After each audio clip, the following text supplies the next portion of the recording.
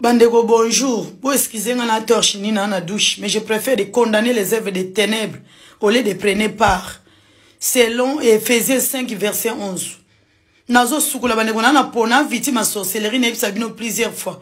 Biloko bunga na ndaku nanga. Donc de moi telemi bomi libala langa 17 ans na mobala bomi musala bomi mukanda 10 ans.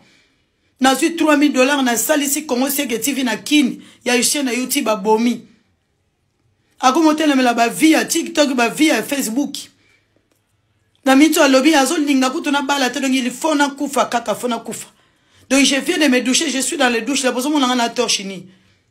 Na bombi ba partie intime parce que naza pona osala ba pornographie te.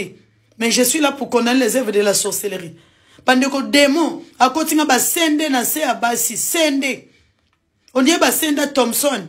Ba sende koti musapinga mwasi boyebi mwasi nso kota musapi. Ba sende pemene musu pemene col d'iterisi musu mipanzi do so na lali na mbale na zaboye. Mobile so meki kara pénétre ngai fa zoka.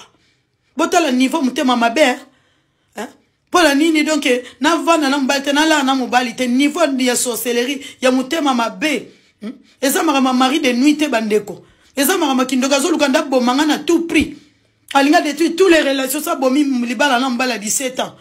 Oh bazo linganga sikoyo. Da lingina bala tazo lo na bala tenga funa kufa na likabo nzambe.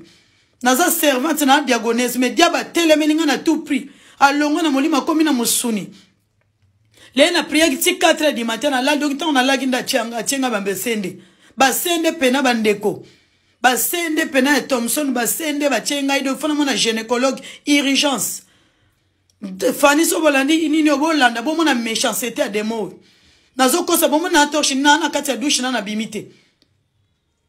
Bozo na méchanceté. Bomo na la sorcellerie za lo mabe.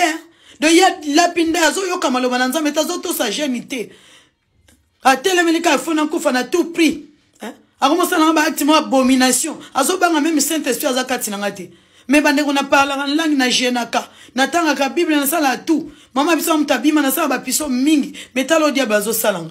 Na ko bomba li soute na pona ko bomba mama vrete a diablete. Na ko condamner ngo publiquement. Botika vidéo tambola bo partager vidéo. Bo partager ngo comme partout. Na tiki bino ciao les amis.